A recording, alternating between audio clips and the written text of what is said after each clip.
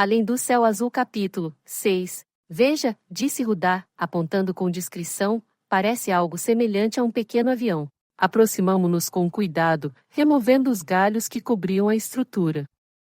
Ao afastá-los, deparamo-nos com uma cena que parecia saída de um sonho estranho e inquietante. Uma criança, vestida com roupas metálicas, jazia ali, visivelmente ferida e debilitada. Seu pequeno corpo estava coberto por arranhões e hematomas, mas, apesar do estado de fragilidade, ainda estava viva. O que era aquilo? Uma aeronave inusitada, uma criança em trajes que mais pareciam pertencer a um mundo distante. Olhamos um para o outro, eu, certa, o que havíamos encontrado mudaria o curso daquela expedição e, possivelmente, de nossas próprias vidas. Com delicadeza, começamos a planejar como prestar socorro, pois o destino parecia ter nos conduzido até aquele momento crucial, como se fôssemos escolhidos para cuidar de um segredo que a própria floresta havia decidido revelar. Da responsabilidade e a urgência de agir, mas também a inquietação diante do enigma que se desdobrava à nossa frente. Rudá, em sua habitual simplicidade, observava a criança com uma mistura de compaixão e perplexidade. Para ele, o mistério de como aquela pequena criatura havia chegado até aquele ponto remoto parecia impossível de decifrar naquele momento. Entretanto, sua natureza prática logo emergiu. Disse a ele: vamos cuidar dos ferimentos dessa criança. Depois, decidiremos o que fazer. Rudá consentiu com um tom de voz baixo, mas firme. Não sabíamos a quantas horas havia ocorrido o acidente, mas a urgência. Ajoelhei-me ao lado da criança enquanto Rudá buscava, em sua mochila, algo que pudesse ser usado como improviso para os primeiros socorros. Examinei o corpo da criança com cuidado, encontrei arranhões profundos e hematomas espalhados pelo pequeno corpo e a exaustão que transparecia em cada detalhe. Suas roupas metálicas, de textura incomum, revelavam algo enigmático e fora do comum. Cintilavam fracamente sob a luz que se infiltrava pela copa das árvores, reforçando a sensação de que aquela criatura não pertencia a um cenário ordinário. Com gestos delicados, limpamos as feridas mais visíveis, usando o que tínhamos à disposição. Rudá, com sua eficiência natural, rasgou um pedaço de pano limpo para improvisar ataduras, enquanto eu sussurrava palavras tranquilizadoras, mesmo sabendo que a criança provavelmente não poderia compreender. Havia algo em sua presença que inspirava cuidado, como se o simples fato de estar ali fosse um chamado silencioso à nossa humanidade mais profunda. O ambiente ao nosso redor parecia acompanhar nossa ação com um silêncio reverente. A floresta, que até então ressoava com os sons de seus habitantes, parecia ter suspendido sua própria respiração, como se aguardasse o desenrolar do que estávamos prestes a realizar. Ao término dos primeiros cuidados, olhei para Rudá, cuja expressão agora carregava uma determinação tranquila.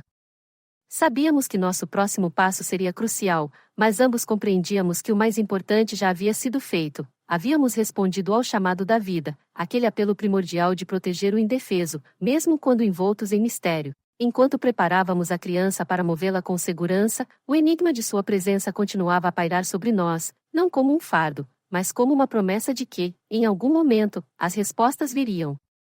Até lá, estávamos determinados a fazer o que estivesse ao nosso alcance, guiados pelo instinto de que cuidar dela era, de algum modo, parte de nosso próprio propósito. Rudá, sempre eficiente, pôs-se imediatamente ao trabalho. Reuniu galhos firmes e começou a montar a estrutura com habilidade prática. Enquanto isso, procurei folhas largas e macias, espalhadas pela mata, para forrar a maca improvisada. Trabalhamos em silêncio, mas com uma sintonia que só os desafios compartilhados podem proporcionar. Cada movimento era rápido, mas cauteloso, guiado pela urgência da situação e pelo instinto de preservar a vida que estava sob nossos cuidados. Pedi para Rudá providenciar um meio de transporte para locomover a criança até o acampamento.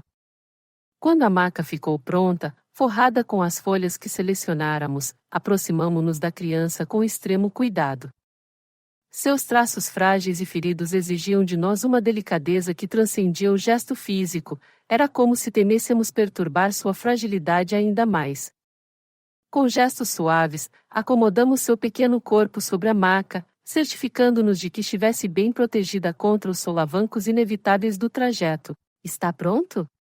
Perguntei a Rudá, já ajustando a alça improvisada da maca em meus ombros. Sim, vamos, respondeu ele, a determinação visível em cada linha de seu rosto. Iniciamos a caminhada de volta ao acampamento, movendo-nos o mais rápido que a densidade da floresta e o peso da responsabilidade permitiam. Cada passo parecia ecoar a urgência de nossa missão. A vegetação cerrada era um obstáculo constante, mas não hesitávamos. Nossos pensamentos estavam completamente voltados para aquela pequena vida que dependia de nossa dedicação. O caminho parecia mais longo do que antes, como se o tempo houvesse decidido conspirar contra nós. Mas a cada metro percorrido, sentíamos que, mesmo em meio ao mistério e à adversidade, estávamos fazendo o que era certo. Era como se a própria floresta nos encorajasse, abrindo passagem onde antes havia resistência. Finalmente, avistamos o acampamento, cujas estruturas rústicas agora pareciam um refúgio seguro.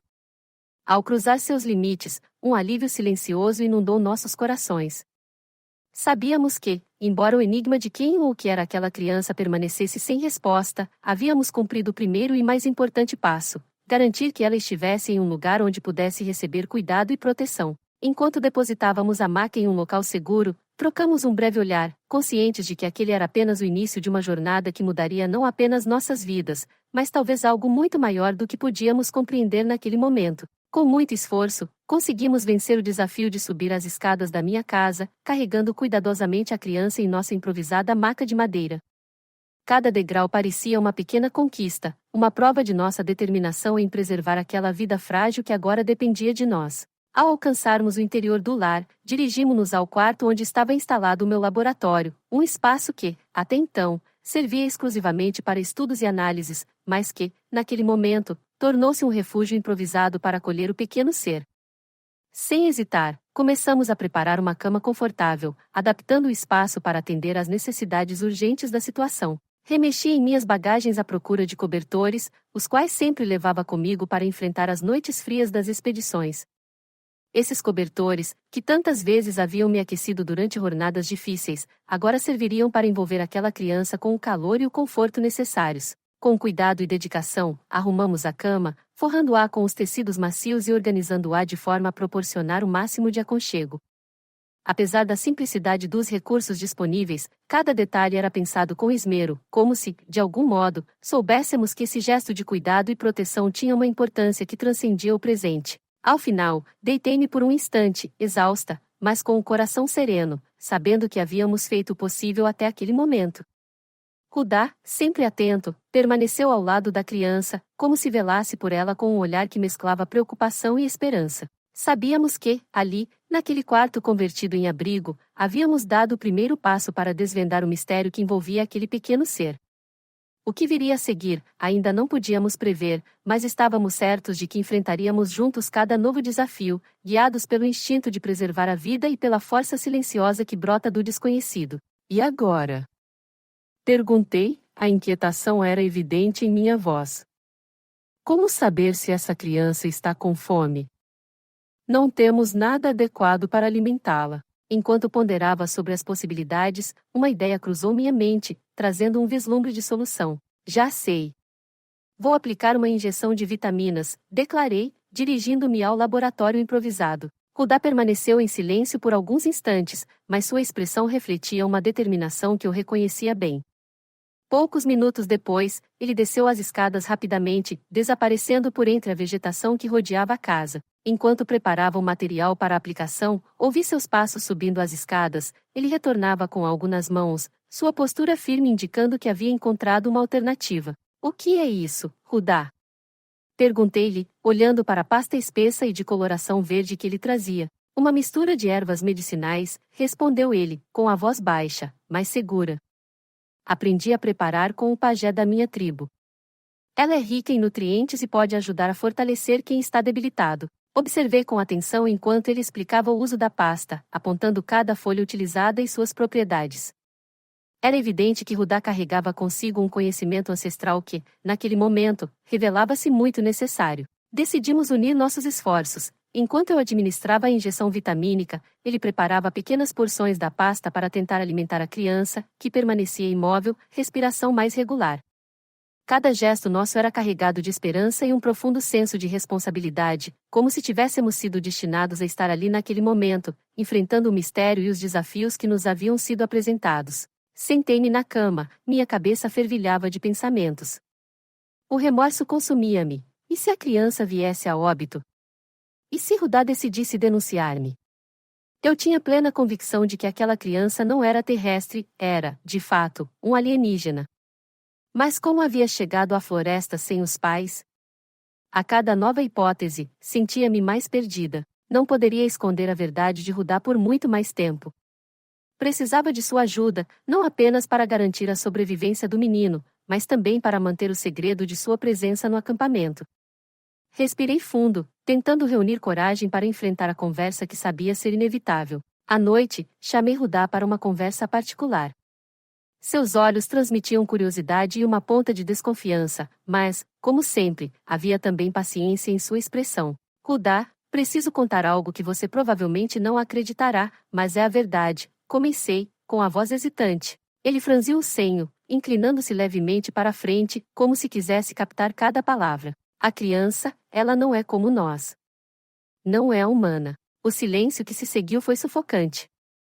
Por um instante, temi que ele explodisse em descrença ou que simplesmente se levantasse e fosse embora. Mas Rudá permaneceu imóvel, analisando-me com atenção. Como assim, Ellen? Você está dizendo que é um alienígena? Sua voz saiu baixa, quase um sussurro. Assenti lentamente. Sim. Não sei como ele chegou até aqui, mas é claro que ele não pertence a este mundo. E, Rudá, preciso que você mantenha isso em segredo. Pelo menos até descobrirmos mais. Rudá passou a mão pelos cabelos, visivelmente abalado, mas, depois de um longo momento, respirou fundo e assentiu. Tudo bem, Ellen. Não contarei a ninguém. Mas temos que ser cuidadosos. Isso não é algo que possamos simplesmente ignorar. O alívio que senti foi tão intenso que quase chorei. No dia seguinte, pedi a Rudá que fosse à cidade mais próxima para comprar um par de tênis e alguns mantimentos para a criança. Fiz uma lista detalhada com tudo o que era necessário: alimentos básicos, roupas apropriadas e alguns itens de higiene. Eu sabia que minhas idas à cidade estavam limitadas naquele momento. Não apenas por receio de chamar atenção, mas também porque o segredo que guardávamos exigia discrição e planejamento. Enquanto Rudá preparava-se para a viagem, aproximei-me da criança, que me observava com curiosidade. Seus grandes olhos, de um brilho incomum, pareciam sondar minha alma. Sentia-me responsável por ele de uma forma que jamais imaginara. Rudá partiu ao amanhecer, prometendo voltar o mais rápido possível. Enquanto ele estava fora, dediquei-me a reorganizar o acampamento, garantindo que o pequeno tivesse conforto e segurança. Minha mente, no entanto, não parava de imaginar como seria o futuro daquela criança e se conseguiríamos protegê-lo por tempo suficiente para desvendar os mistérios que envolviam sua origem. Permaneci por alguns instantes observando o rosto angelical da criança. De fato, ele possuía uma beleza incomum, muito além dos padrões das crianças terráqueas. Sorri enquanto acariciava suavemente seu rosto e murmurei: Meu menino, como você é lindo! Aproximei-me ainda mais, tentando captar alguma reação. Diga-me, qual é o seu nome? Você tem papai e mamãe? Fale comigo, meu amor. Ele me olhou com olhos grandes e brilhantes, mas não respondeu. Suspirei, sabendo que precisaria dar-lhe um nome, pelo menos até que descobrisse mais sobre ele. Bem, se você não me disser, precisarei escolher um nome para você. Que tal Ayus? Escolhi esse nome porque foi na floresta que o encontrei, meu amor. De repente, ele balbuciou algumas palavras em um idioma que eu desconhecia completamente. Um calafrio percorreu meu corpo, da cabeça aos pés. Fiquei paralisada por um momento, dividida entre a surpresa e a felicidade. Embora não entendesse o que ele dizia, aquelas palavras pareciam carregadas de significado, como se fossem um elo para um mundo muito além da minha compreensão. Respirei fundo e sorri novamente, tentando transmitir calma. Ayus, não se preocupe. Vou cuidar de você. Não importa de onde você veio, aqui você estará seguro. Enquanto o segurava nos braços, senti que aquele momento marcava o início de algo extraordinário, algo que mudaria minha vida para sempre. Quando Rudá retornou ao cair da tarde, trouxe tudo o que pedirá e ainda algo mais, um olhar que transmitia compreensão e parceria. Era reconfortante saber que, mesmo diante de um segredo tão extraordinário, não estava sozinha nessa jornada. Ali, sob a luz do entardecer que banhava o acampamento, prometi a mim mesma que faria tudo o que estivesse ao meu alcance para proteger aquela criança e descobrir a verdade por trás de sua chegada à floresta.